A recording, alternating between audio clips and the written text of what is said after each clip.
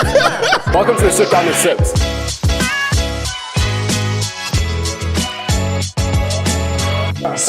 It made sense. Because there's a lot that happened inside that. Hello, good morning, good afternoon, and good evening, wherever you are in the world. If you're listening to this on the tube, in the car, or on a run, thank you for tuning in, and welcome to another episode of the Sit Down With Sibs. This episode is proudly brought to you by Lift Nutrition. Lift Nutrition is an all-access fitness-based app. Lift Nutrition app currently allows users to order their monthly supplements through its marketplace and read up on articles centered around health and nutrition. Lift Nutrition aims to build the world's biggest fitness community with its AI self-learning algorithm. Users will be taught how to train, when to train, and what to take to reach each of their fitness goals. It is free to download and available on the Google Play Store and Apple Store today. The smart way to buy your supplements. If you use the code GETFIT20, you can get 20% off during the month of August. So, today, I'm in the presence of South African MMA royalty, Don Magic Man Madge, and I'm going to resist the urge to be a Bruce Buffer-esque introduction here. But Don is a mixed martial artist, contracted to the UFC, competing in the lightweight division. He holds a record of 2-0 in the UFC, and Don is without a shadow of a doubt a fighter to watch in the UFC, and weirdly enough, somebody whose career I followed without realizing since I was 14. And I was saying to Don that my mates used to send me links on Facebook of all of his knockouts during his time in Thailand. Mm-hmm. So it's certainly weird how life sort of goes full circle like that. It is. And and thank you so much for making time, dude. No, thank you for having me. It's awesome to be here. Yeah, how have you been? Been good, been busy. Obviously I own a gym here, Manford MMA, so I've been like running that full time. I coach every single night, and obviously my own training.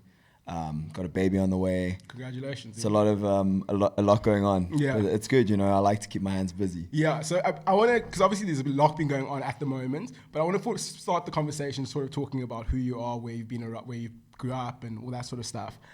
So tell me. So you're from Cape Town. Yeah. Born and bred. Born and bred. Grew up my whole life in Cape Town, and then obviously I moved to Thailand when I was young. I lived there for almost 4 years. Yeah. That was just because obviously I was training Muay Thai and fighting here, and I started running out of like guys to fight, and I was young, so like none of the parents of the juniors would allow me to fight their kids. Yeah. And I wasn't allowed to get paid because I was under 18. Is this because you were putting the beat down and everything? Yeah, so like, I mean, I assume so. And then, then I was like, if this is what I want to do, I got to go to the mecca of Muay Thai. So I was like, okay, let's go to Thailand and let's like really pursue this career. Yeah, you really roughed it out when you were there, Ham. Yeah. I mean, I didn't really know what to expect because the first time I had ever gone overseas was to Thailand. So I kind of just went, like, not knowing what I was doing. I slept in like a ring for a couple of days and shared a room with like 6 other guys, like sleeping on straw mats. Like where in Thailand were you? Because actually that was also the first time I went overseas. I first went to Bangkok. Oh, okay. Yeah, Bangkok was the first place that I went to, and it was the first like real experience of Muay Thai that I got. How did they take to you? Was it very welcoming? Sort of like this foreigner coming in, doing Muay Thai, fighting our fighters, putting a beat down on? Not I wouldn't say like super welcoming. Like people in, Thais are very friendly, very like welcoming in general. But when it comes to like Muay Thai, especially in like an all Thai gym, being the foreigner, you kind of stick out, So when I first got to Thailand, like I wasn't exactly embraced. No one held pads for me. I just hit the bag for like my first 4 fights. And then like after a while, once they started seeing like a bit of promise, they were like, okay, cool, let's like give this guy some pads. Let's like help him a little bit, And you fully immerse yourself in the culture. Yeah, like absolutely. The language. Yeah. Ate the food? Ate the food. Everything, man. Like I at one point I felt like I was more Thai than I was South African. And then when did you come back? What made the decision to come back? Dude, I was just tired of being away from like home, being away from like my family. I had a girlfriend at the time that like we were doing like long distance, and it was just like I just wanted to be home. Yeah. And so when I came back, obviously there was Muay Thai's not big here. So when I came back, all the guys that I was training with, they were all starting MMA because MMA had just exploded. This was 2011. Yeah. So MMA had just like taken off. EFC was like pumping. All the guys that were training with me doing Muay Thai, doing kickboxing and boxing, they were now doing MMA. So I was like, okay, well, I mean, let's just try it. My trainer at the time was like, you got to do it. You're going to smoke these guys. And like, you got to do it. And I was like, okay, well, let me just do it. Yeah. Because I already knew like some of those guys were doing like okay in MMA, and I would like starch them in training, and I'm like, no. Yeah. I got to do that. Yeah. And it was just always you always know this is something you want to do. Yeah, absolutely. I mean, like I've never had another. I mean, I was a waiter for like 3 months. Got fired from that. But I've never had another job. I've only ever been a fighter. This is like all I've ever known. You know, I got out of my first Muay Thai fight ever, and I went up to my mom. I was like, Mom, this is what I'm gonna do. I'm gonna be a fighter for the rest of my life. And that's all I've ever done. So that's interesting as well, because like, were there lots of like South African role models for you growing up and wanting to do fighting, or was it always sort of an overseas thing that sort of pushed you to want to do that, or was it something else? It's a combination, you know. Like I obviously saw guys that were in the gym when I was training when I was a kid, when I was 14 years old, and I looked up to them, you know. And then as soon as I went over to Thailand, I started. Obviously, I was watching guys like Buakau and Yotsen Klai and like all the like Thai legends. Yeah. And once I went over to Thailand, I started like meeting the guys and started training like with guys like Anuat and like Bovi and stuff. Like your mind just goes like, oh my God, these guys are gods, you know? Yeah. And yeah, so like it was a combination, you know, the guys here locally, just until like I broadened my horizon on Muay Thai. And then once like I went overseas and I saw like all these different guys and all these different types of fighters and people from all around the world, I was like, damn, Muay Thai is like big around the world. It's not just my little gym in Cape Town. Yeah. You know, it's a proper like worldwide obsession. Yeah. And talk to me about your time sort of in the EFC. How did you find that? And also, how do you find like the sort of the state of mixed martial arts in South Africa at the moment? You know, I feel like my like sort of time in the EFC was like the golden age of the EFC. You know, it was like when it was me, Boyd Allen, Leon Maynard, Costianu, Soldier Boy, like legends of Drickus had just like come in. Yeah. You had Demar Penna, Irshad Syed. Like it was just like so many guys. Yeah. So when I first got into it, you know, I first of all had never had any like amateur MMA experience because I had a professional K1 and Muay Thai license in South Africa. So once you get a pro license in one, you can't fight amateur in another. Well, that's what they told me at least. So I was like, well, whatever, it doesn't matter, you know. Trained 6 months, had my first UFC fight, KO'd a guy in 3 minutes or whatever. And then like my next fight was like co-main event, you know. So I kind of got just thrown into the deep end and I had to like kind of just learn as I went. Yeah. Because you were already sort of a name before getting to that stage. Like people were really following you already. Guys were like keen to see me do MMA because they'd obviously see me fight Muay Thai. And back then I was like the only guy doing that. You know, when I was traveling, well, me and Irshad, we were the two guys from South Africa that were like actually out there doing shit, you know. And so when we came back, everyone was like, wow, these guys are like international fighters, you know. So like let's see what they got to do. And the guys at the EFC were like also like super keen, wanting to see like what kind of skills I could put on show. So there was like a lot of hype and stuff around me before I'd even like started MMA. So I had to just kind of, you know, adapt as I went. And that's exactly my story in MMA. You know, like even if you look at my record, my first like 3 years, it's a bit like up and down because I'm still like kind of learning the ropes, you know. And then I feel like around about the same time that I moved to Johannesburg to train with Richie, I started like hitting my stride and like finding like what kind of fighter I am, what type of like mentality I need to really pursue this, you know. And I feel like was my major turning point in my career. Yeah. So you made reference to Richie there. Yeah. He's your coach. Yes. How does one go about choosing a coach? Like, is that very tough? Yeah, I can imagine. Very tough. So the problem is like I mean, you get this in all industries, is that oftentimes the coach or the manager or whatever makes it about them. Yeah. And that's not conducive to like sort of like supporting someone or training someone or bringing someone up.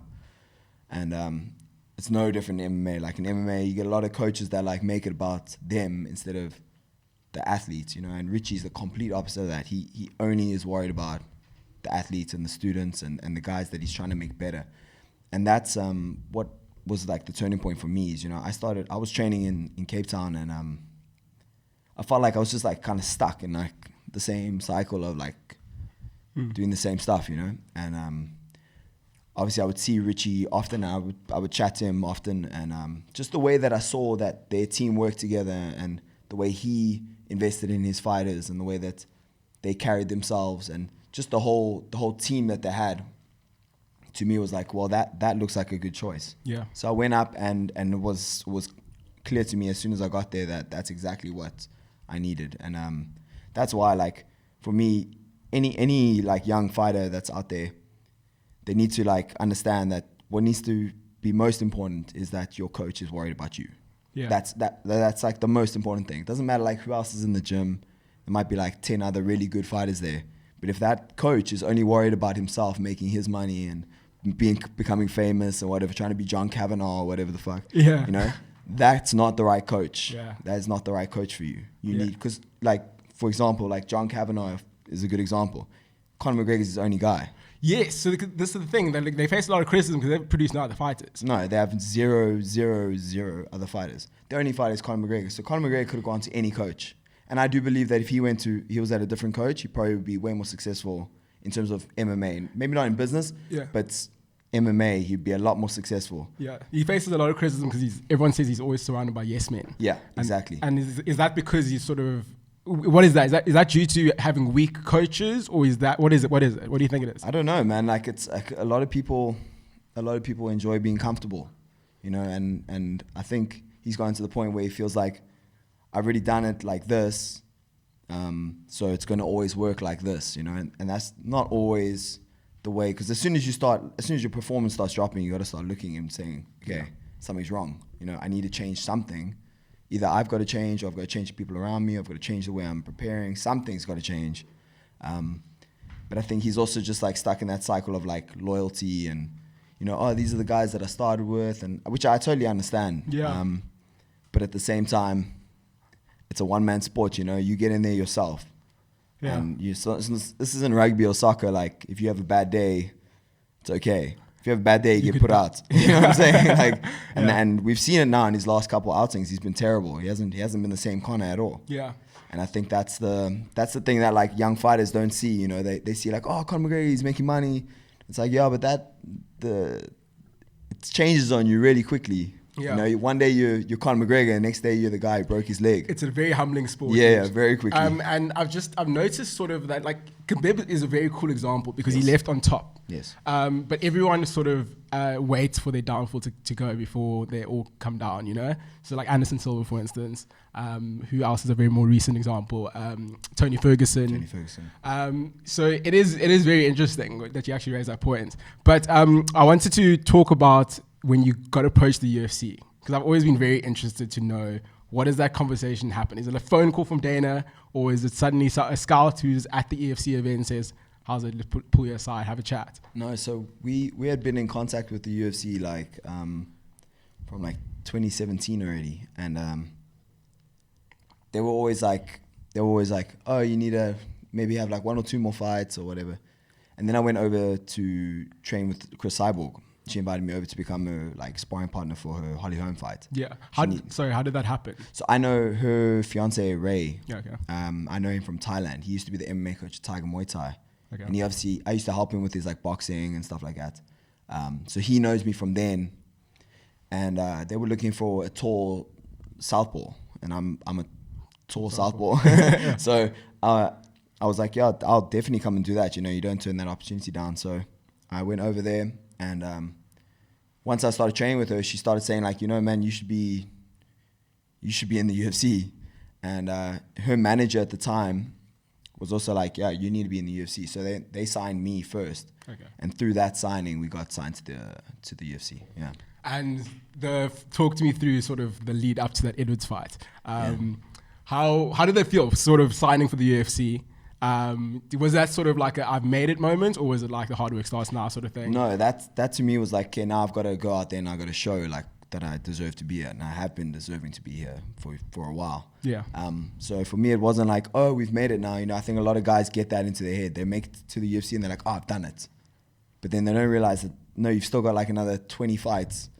Yeah. To actually do it, you know. So in my mind, I was like, okay, now I'm gonna go out there and I'm gonna show exactly why I'm here and why I've been saying I need to be here. Yeah. So that fight was crazy, man, because I had that was definitely not the perfect camp. I had like 3-4 weeks before, I got like 12 stitches over here. I had my whole like eye split open. Then like sparring.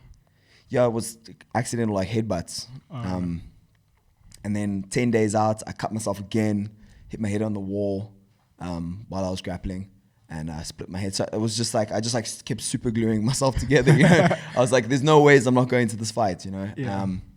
And then obviously the fight happened the way it happened, and the rest is kind of history. Sure, dude. When the head kick went through, I went crazy. Yeah. No, that was awesome, dude. So I want to talk about a little bit more about where things have been at the moment, because obviously that your last fight was in 2019. End of 2019. There's sort of been a lot of things that have happened in that period. There's been 3 fights that have been cancelled. I think three this year. So 2 were injuries. One was a visa/travel restriction problem. Yeah. So basically, after my last fight in 2019, I'd broken my hand. Yeah. And so I was out until March, and then we were literally negotiating a fight, and then 2 days later, lockdown happened, the whole pandemic thing. The 15-day lockdown. You know? The 15-day grew to a long time. Yeah. So then when I think it was around September or October when the borders opened and we could like travel again, I was on like my manager's case, and I was like, I gotta get a fight. And then we got like nothing back from the UFC. They just kind of like, I don't know, just didn't get back to us. And I only got that fight offer. I got my first fight offer in January, and that was against Guram Kutateladze. That's the guy from Kazakhstan, isn't it? From Georgia. Yeah. So we were gonna fight in March, and he obviously pulled out for injuries, and then I got a replacement, which was Nasrat, and then I found out like a week, 10 days before that the UFC hadn't got my visa appointment booked. So then I was like, okay, well, I've already done like a 10-week camp for 2 different guys. Because he's a southpaw, so the one guy's a kicker, the one guy's a puncher, the one guy's an orthodox, the one guy's a southpaw. So it was like 2 completely different camps that I had to like now just shift and change. And then like 10 days before I get told like, oh yeah, we don't have a visa appointment for you. So I'm like, okay, well, all that work for nothing. So that happened. And then I moved to Cape Town, got married, and we got another fight offer for Guram. And then the same shit, man, like 3 weeks before the fight, he pulls out, no reason, I didn't get like any doctor's letters. When I broke my hand and I said to him, guys, I'm going to be out until March, they're like, oh, we have to see doctor's letters and stuff. So I was like, okay, cool. So I got scans, I got everything done, sent it through to them. But then when he pulls out, like they didn't even tell me like what injury it was. It's like, oh, he's injured. So anyway, that fell through as well. There was no like replacement, there was no nothing, and then here we are sitting. So what's the next move? How do you push for that fight? What happens? Is it like the managers literally just calling them, or is it a half waiting game? So it's difficult. So a lot of the times people are like, well, why don't you call this guy out? Why don't you go do this? But that's not the way it works. You know, the matchmaker at the end of the day, he's the guy who makes the decision. So I speak to my manager. I'm like, hey man, I want to fight. Give me a fight. He'll speak to the matchmaker. The matchmaker will say, okay, we got it this day, we got this day, we got this date. If they have a date. And then based on that date, they offer you who else is ready sort of around that date. They'll put like their feelers out and say who wants to fight, and then they'll match you up. That is until like you reach a certain point. Once you reach like a certain point, then you've got like Dana's number, and you can be like, hey Dana, I want to fight this guy, you know? Yeah. But everyone thinks that like that's how it is for all of us. Like I don't have Dana's number. I'm not picking up the phone, calling Dana and be like, "Hey Dana, I want to fight, bro." You know? that's not how it works at all. So I basically have to sit and wait until my manager says, "Hey, we got to fight," which for the last 2 years has been like almost nothing. You know, it's been like radio silence. And like 2020 was kind of a cancelled year. But yeah, that's basically the process. You know, it's like either you speaking directly to the UFC if you don't have a manager, or your manager speaking to the UFC, and they just speak to the matchmaker. And do fans have a big role to play in that, in sort of saying, I want this fighter to be fighting at the moment? Like I said, at a certain level. So like if you're a Conor McGregor and you're bringing in such a huge amount of eyes to the sport, when the fans are wanting you to fight a certain guy, that fight usually happens. Yeah. But when you're still like in the prelims, or when you're still like not a ranked fighter like myself, then it's basically up to what the matchmaker wants to do. And if he doesn't want to do anything, then you're not going to be fighting, and that's just the way it is.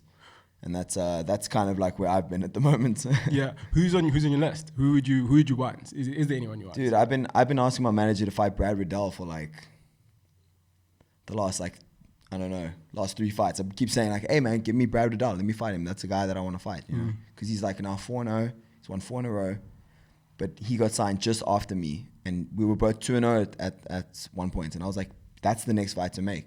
That's the next fight. Never ever came through, but that's definitely someone that I would like to fight. He just beat Drew Dober, so he's now like ranked 13 or something. Would you not be interested? I know you at one stage were touting a Cerrone fight, so because that would be a very cool fight for me, because not only is Cerrone one, I think he's got the most knockouts by kicks in UFC history, but he's also sort of at the tail end of his career. But he's also a big name, so it's sort of not leverage off his name, but it allows you to get that more extra eyes on you as a fighter. Absolutely. Would that be a fight you'd be interested in? Well, when he was looking for an opponent, I called him out, like straight out, and that was like one of my like biggest sort of engagement posts that I've ever done. Like it seemed, like you said, like if the fans get behind it, do you think it's gonna happen? Like that was like, everyone was like, make that fight happen, and that didn't happen either because his team didn't want it, or then he was trying to get a fight with Diego Sanchez or whatever. Yeah. But I would love that fight. I think I'd start him early. Yeah, no doubt. So that was definitely a fight. That's exactly what I wanted to do. I was like, there's a name that I need to boost myself into sort of like the stratosphere of, household name. Yeah. And then build your career from that, But the problem is, like, I keep getting guys that have like one fight or a debut, or, like, so I'm trying to get that big name behind my name. Yeah, but it seems very out of character for you to be sort of pushing for that fight, because sort of the philosophy I've sort of picked up on you is that you just want to do business. Like, you're here to be action, no talk. Absolutely. And I want to talk about that philosophy a little bit, because Conor McGregor, for instance, he talks a big game and he sells fights. How do you sort of weigh that up? Because is there not going to come a cost, I guess financially, as well as also just in terms of how big you'll get, by not promoting a fight in the way that sort of a Conor McGregor-esque character does? No, so I mean, I totally agree, and that is the way that the sport is leaning. It is leaning towards more like trash talk, get you more. And I'm all for hyping fights, but I believe there's a way to hype a fight. You can hype a fight based on, these two guys are really good, show their skills. That should hype up the fight. Me calling you names and saying, I'm going to do this, I'm going to do that, I'm going to do this, I'm going to do that, shouldn't be the reason to hype a fight. Go watch WWE then. Yeah. You know what I'm saying? Like, in my opinion, guys like Khabib, those are the type of guys that, in my opinion, because those guys are murderers. Those are like real killers. Yeah. They're not, I'm going to do this, I'm going to do that, but who've you fought? Who've you beaten? Do you know what I mean? Yeah. Those guys, they'll fight anyone, they beat anyone. Anyway, yeah, exactly. You know what I'm saying? But they're not there talking shit. They're not there hyping up stuff. They're just there to fight. And that's how I believe, I like I said, I started in Thailand, and Thailand is all about respect. You don't talk shit about people, you don't do this. You go there and you show your skills. If you're good, people will know who you are. Yeah. That's just the way it is. And I'm also just I'm like anti-sellout, man. I just can't I can't sell out like that. I can't just change who I am because that's what people need. I'm always going to be true to who I am. So you basically don't think it should be part of the fight game sort of thing? Like, no, like if it's genuine. So I've had in the UFC, I've had bad blood with guys, and for me it's genuine. It's not to hype a fight. It's like, oh, you want to talk shit about me? Okay, now we're getting serious.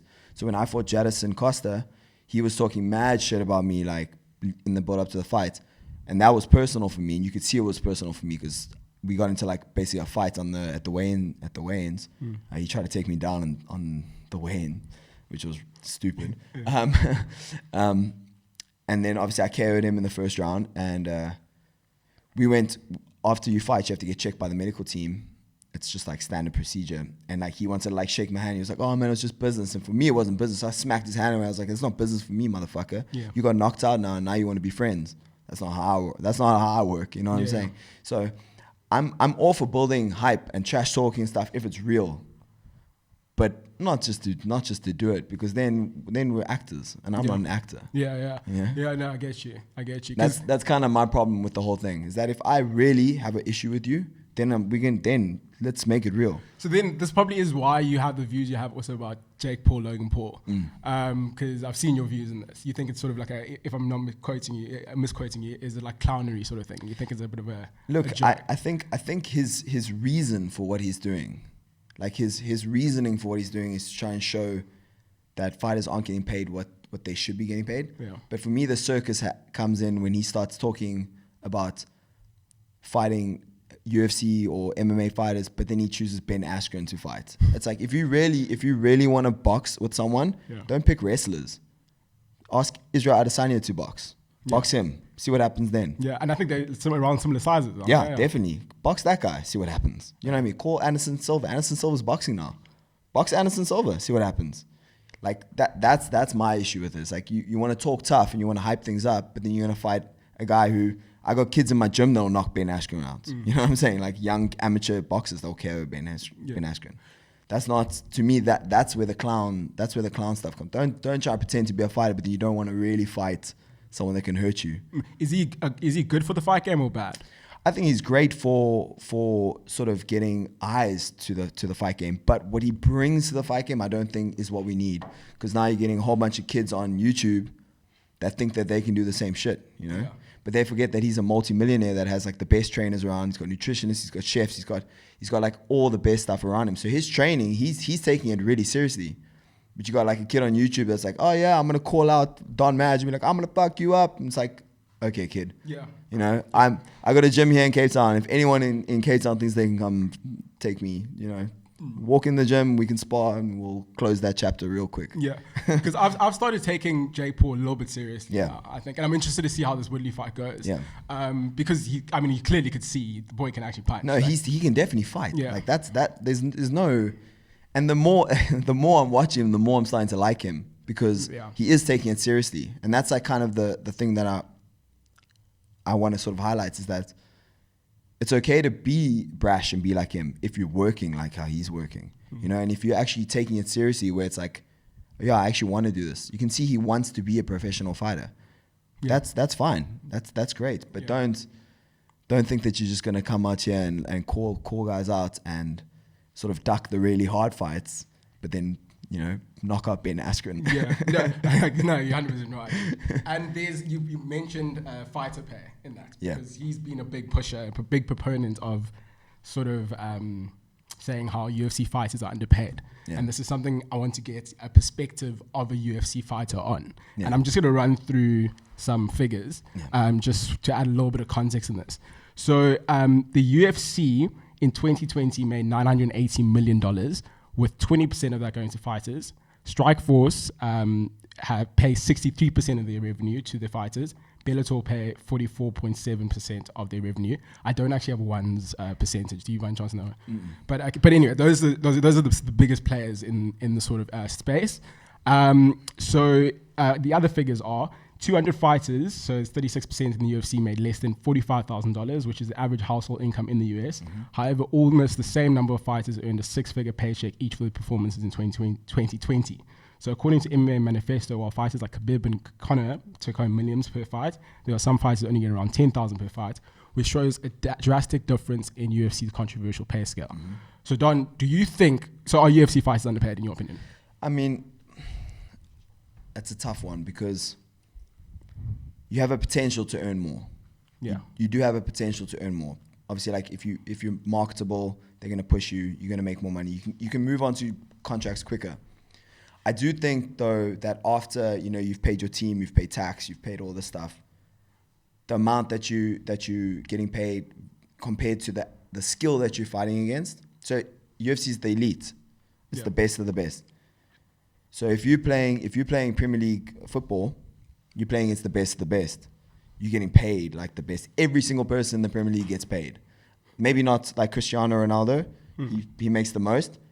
But everyone in the Premier League is making money, right? You can't say the same for the UFC. Not everyone is making money like Conor McGregor is making money.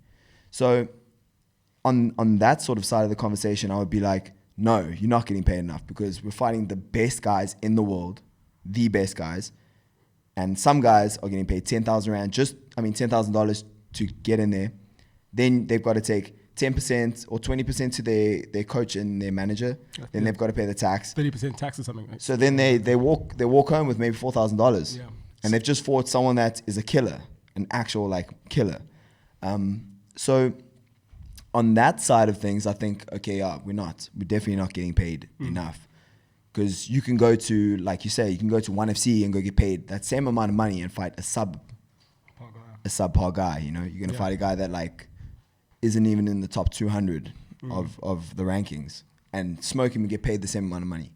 So it's a double-edged sword. You know, like I understand the UFC paying 20% because they put so much money into their marketing and their media, and the UFC is really good at building guys into stars. Yeah, their story is so good. That's embedded, all that sort of stuff. So if that's what you're into and you want to be built into a star, then the UFC is a no-brainer. And then you take that less of a pay because you know that you're going to be famous.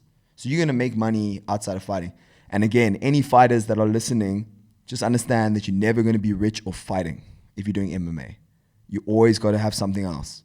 You got to take that money, you got to invest in something else. Like that's just the only way to fly. Anyone that thinks they're going to get rich or fighting alone is mad. Conor McGregor never became a billionaire because of fighting. It's because of his business. Because of his business. And the only way he got that is because UFC made him into a star. So like that's what guys need to understand. Whereas if you go to boxing, Canelo Alvarez, for instance, he can live off boxing alone because they get paid so much more than MMA fighters. So it's a hard one to say. Like, do they pay enough? Don't they pay enough? Because you get paid other ways. You know, you get paid through like the media and your sort of marketability. But then if you're not marketable in their eyes or not marketable towards the US, then you kind of aren't getting paid enough. Then you kind of getting screwed over. Yeah. How are UFC fight contracts structured? When you sign for the UFC, you sign for X amount of fights. Is there like a salary or monthly salary, or do you only get paid when you fight? Only get paid when you fight. Okay. So if you do like I've done now 3 times, if you do a full camp and your fight gets cancelled, sorry for you, nothing for you. You get 0. You get absolutely 0. So. I wish that would change. You know, I wish you would get like something. If it's not you pulling out of the fight and it's not your fault that you're not fighting, like you should at least get your show purse or something. Something should come to you. Are you able to negotiate that in a contract, or is the contract very stock standard? Like this is what we. UFC contracts are not to be messed with. They are serious contracts, and as far as I understand, you get, let's say you sign for 4 fights, you'll get 4 sort of fixed amounts of each fight. If you win your first fight, then you'll bump up to the next level of pay for your next fight, and then so on and so forth. If you lose, you stay on that same pay. So like that's kind of the model for UFC pay. I'm laughing because that's exactly our UFC 4. That's exactly exactly. It's exactly like that. So if you've played the game, it's very, very similar to that. Very, very similar to that. And then obviously you got like bonuses and stuff. But that's also like, you know, you don't want to go out fighting for bonuses because oftentimes the most important thing, everyone like wants to be an exciting fighter, but the most important thing about fighting is winning. Yeah. Like, don't get that twisted. Conor McGregor, everyone watches him, but he's losing. His star is like slowly diminishing.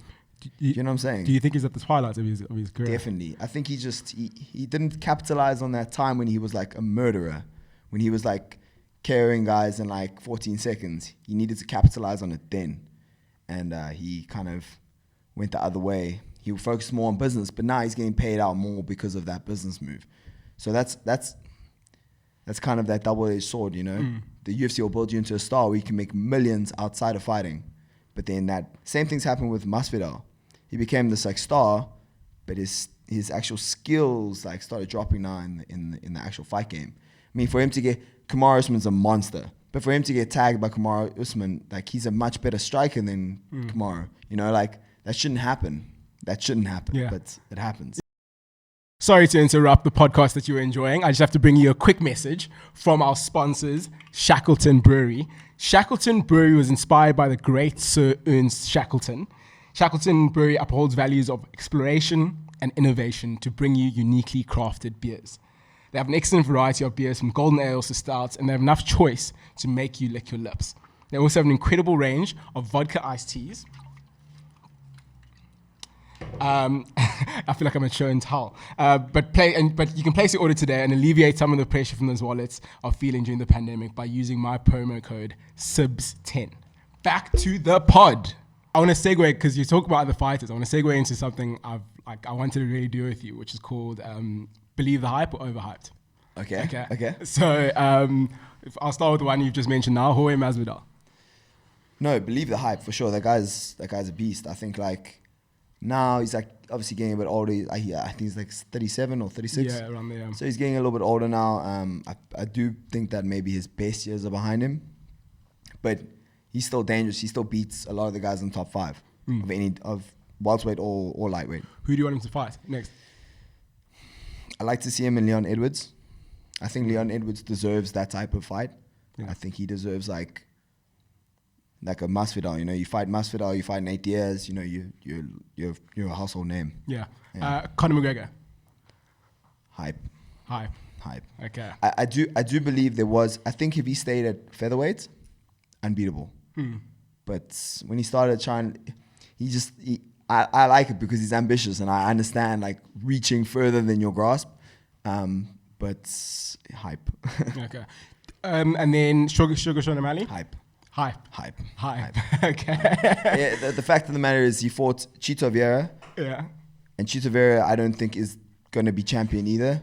And Chito beat that ass. So like I'm like, okay, well, that's your answer right there. And then he fights like a kid that takes a fight on like 3 days notice and can't put him away. Yeah.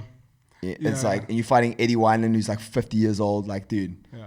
That fight changed that kid's life. All hype. Okay, cool. Yeah, changed his life. Yeah. Yeah, that kid's a stud. Yeah. Again, he fought like a beast. He's a stud. Nate Diaz. Yo, that's a difficult one. I think Nate Diaz, like 10 years ago, like legit. Now it's a bit more hype. You know, he's doing what he needs to do. You know, he's smart. He's played it out the right way.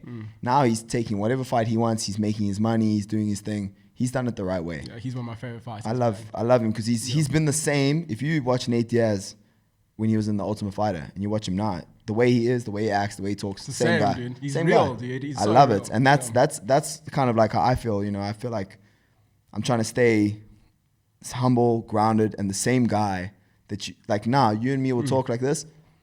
If you see me at a fight and I've just won, I'll be the same guy. I'm not here to pretend and act. You know, I'm not an actor. I'm a fighter. Yeah. Okay, yeah, I agree with that. John Anik. Yeah. Mix it up a little bit. I think he's a good commentator. Okay, I mean, cool. I quite enjoy him. I think like he does like ride off the other guys a little bit, but I think he's a good commentator. Cool. Because I think that's one thing about the UFC commentary. I think it has a tendency to be a bit biased, dude. Yeah. It's not very even. No. So Dustin Poirier. No, he's legit. He's definitely not hype. I think he's the type of guy exactly that has like had his trials and tribulations, and he's like found his groove, and like now you're starting to see like the real Dustin Poirier. I think he's a great fighter. Colby Covington. Great fighter. I think he's gone to the hype train because again his style wasn't sort of entertaining enough for the UFC to promote. So then he had to become this like dickhead. Because he was about to get dropped. Exactly. See, that's the thing. That's kind of like the corner that they want to push you into. You know, if they can like if they can cut you, then they will. If you're not necessarily like on the same sort of like pigeonhole that they want, like the Sugar Seans and the Conor McGregors. Yeah. Then they kind of like box you into like another category of like, okay, these are just like journeymen. You know. So he took it into his own hands and he took on this like persona, which is. Kind of helped him, yeah, exactly. And I mean, he's got Kamaru Usman coming up now. Exactly. That's going to be a good fight as well. Last one. Let me see which one I'm going to pick here. I want to actually go 2 more. So Ariel Helwani is one. I love Ariel Helwani. I think he's a great for the sport. He's also like super like honest. Yeah. He's not afraid to like ask like tough questions. He oftentimes gets into trouble with the fighters a lot. All the time. Everyone daily. I love it though because he's asking the questions that people want to know, you know. Yeah. And I think that's exactly what you should be doing. Yeah, are you very clued up on the beef between him and Dana? Yeah. I don't dig it. No, I think it's stupid. I think Dana's actually like being a bit of a bully. I mean, I don't want you to speak about your boss, but it's kind of like in football. You highlight things like Fighters Pay and that sort of stuff, and that's what journalists do. They leak. You leak certain things. That's what journalists are supposed to do. Exactly. So the fact that he's sort of getting vilified and pushed aside as a result of that, dude. And also, like he was one of the first guys to really like sort of push the media and push the journalism of MMA and UFC. He helped like bring it up to the light. So like it's a little bit, but that that's how it is. Like the more powerful you get, the more people you think you can like sort of step on. Yeah, absolutely. And then I was gonna say Thug Rose, the last one. Oh, I love Thug Rose. I think she's great. I think she's amazing. Like honestly, to be honest, I thought Wei Li was gonna smoke her. Yeah. And she was just her in title fights. I'll never bet against her in a title fight. Yeah, but the issue, she doesn't really like being champion. She doesn't. That was the thing. I'm interested to see how she sort of handles it now. But it's the same thing because again, like she's a certain way. Yeah. And they try and push her into being another way, like a Joanna who's like in your face and like look at my tits, like it's like that's not who she is. And I think instead of highlighting who she is, they're trying to like push everyone to be in the same like sort of box, and I think that's like a big problem, because you want like diversity, especially now they're starting to talk about like coming to Africa, and it's like if you come to Africa, guys in Africa, we are humble people. Like we don't grow up in LA where you can go to like Hollywood and see like all these fucking celebrities and like people pretending to be people they're not. Here it's like real. It's real. This is real life. You can't come here now try and change a person to be something that they're not. So I think like that media is it's a rough place. And I'm so glad that you mentioned UFC Africa, because that was actually what the next thing I wanted to talk to you about. Do you think it's gonna happen? Definitely. I think they'd be crazy not to bring to Africa. Okay. And if you were to put that card together, sort of what is the look of that card? Are you having all three Usman, Ngannou, Adesanya on that card, and then what other sort of fighters are you wanting to see? Yeah, we'd definitely make sort of Ngannou and Izzy and Kamaru like the last three fights. Yeah. Then obviously myself, Trickus, I would have like a few.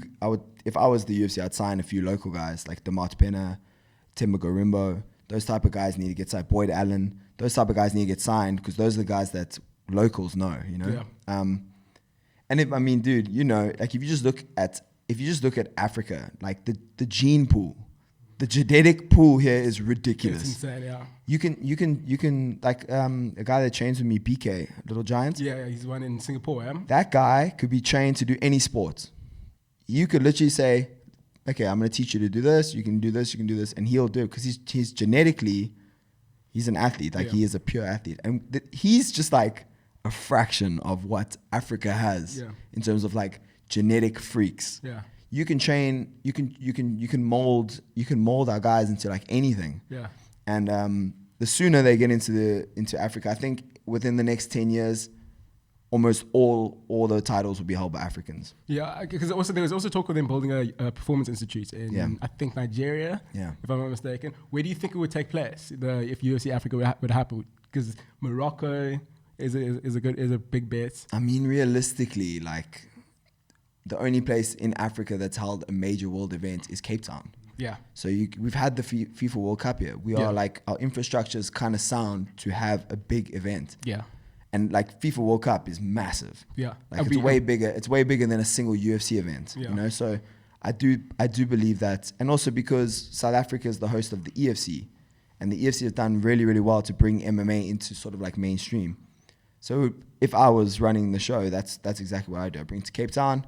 Cape Town's also like one of the number one tourist destinations in the world. Yeah, and we're we're famous for filling out stadiums. When people come here and events come here, IPL, whatever the case may be, we fill it out. People love Cape Town. Yeah. Cape Town's an amazing place. Like I train like we have a lot of people, internationals coming through our gym, and they all say the same thing. They're like, you guys live in the best city in the world. Yeah. It's the best place to live. And I'm like, yeah, I know, exactly. We just need more people to start seeing that, you know?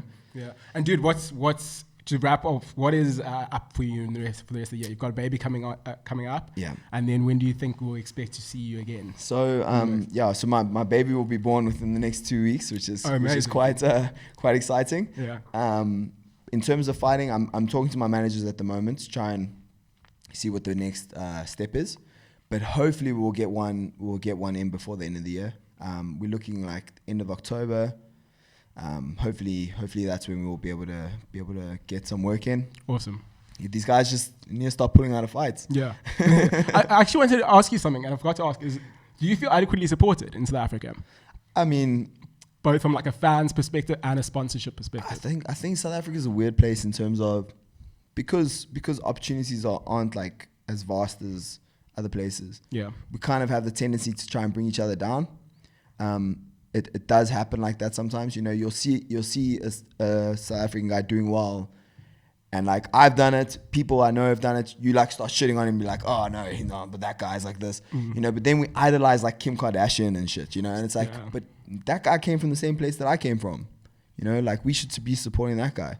Yeah. And I do feel that we are getting better in terms of supporting our local guys, but we still have like a long way to go in terms of, especially with like companies and brands and sponsors and stuff. Like we don't cherish the guys like myself, Trickus, Gareth McLean, the guys that are going, and we're going to go do this. We're like paving the way for the next generation, you know. Yeah. Like that's kind of like what I'm intending to do. You know, I want the guys coming out of my gym to be like, UFC is an option.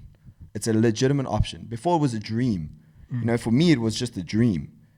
Now it's like a legitimate option. Yeah, there's more eyes on it. Exactly. And the sooner like everyone gets on board with that, the better it's going to be and the faster everything's going to take off. Yeah. And I do think that like the way that guys get behind like rugby, like the Springboks, when the Springboks play, like you can't book a restaurant. You can't go eat if the Springboks are playing. It should be like that. It should be like that for It should be like that for any sport, you know, for any sport. Guys that go to the Olympics, guys that do anything, we should get behind them 1,000%. And I think that's where we need to get to. Yeah, but also like this thing of like only celebrating people when they achieve the goal. I agree. Like for instance, like this Skunmarker, Tatiana, who won the gold medal. Sort of like who was she before? Sort of thing. It's like we should be nurturing people and supporting them along the way, you know? Exactly. We should have all known who she was before she went. Now that she won a gold medal, it's like, oh yeah, Tatiana. But it's like, what about when she was no one? Yeah. You know, when no one knew who she was. It's like, that's what we need to do, you know? And let's say if you were God, yeah, how would you fix, or not fix it, but how would you improve the sort of circumstances with MMA in South Africa? Wow, man, that's a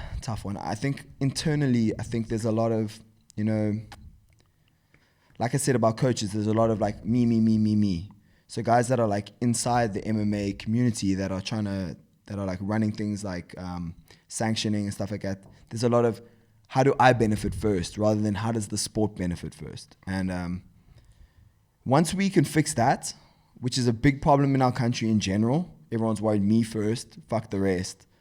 As soon as we can start thinking about let's just focus on getting the sport to where we need to get it. Because once the sport gets to where we need to get it, and we start developing fighters and we start developing athletes and start developing the sport, then you get media involved. Then you get, like, if you think about rugby, how many rugby programs are there that you can get onto? If you're a kid and you want to do rugby, there's 1,000 programs you could get onto. Yeah. Funding, scholarships, you've got it all. If you're a good rugby player, you don't even have to be smart and you can get a degree. Yeah. Do you know what I mean? Yeah. What about MMA? What about boxing? What about all that? And it's such a good sport as well to sort of not save kids, but like, I mean, think about what boxing's done in impoverished communities. Dude, I know for a fact if I didn't find martial arts, I don't know where my life would have turned out. You know, I would be, I don't know. Yeah. So if our government actually funded it, you know what I'm saying? Like this, dude. Like my partner Mac goes into the townships often and like goes into these little gyms where these guys are training, bro, and they are training, but there's no funding. There's nothing. These guys are fucking training, sparring, putting their lives on the line, fighting for like 6,000 rand. And it's like, but in like some like local like gym that's like fucked. And it's like, but there's millions. There's so much money in this country. Like, let's invest it into that stuff to build it, because that's what we need instead of stealing it, you know? Yeah. And I think once we can fix that, but that's a huge problem to fix, you know, and that's the only downfall we have here, man. Yeah. That's the only downfall. We've got the talent. We've got the people. We just need like the rest of the sort of community to get together. No, absolutely. And Don, dude, thank you so much Thank for you. coming on, dude. Like, Thank it was an awesome conversation, and especially because I've been trying to get this interview for a while. So I'm really glad we managed to find time that worked for both of us and we're in the same No, place. I really appreciate you having me. Thank you. Dude. And I wish you all the best. Good luck with Thank the you. baby. Thank you. And I can't wait to see you back in the octagon. Appreciate it, man. Thank you so much.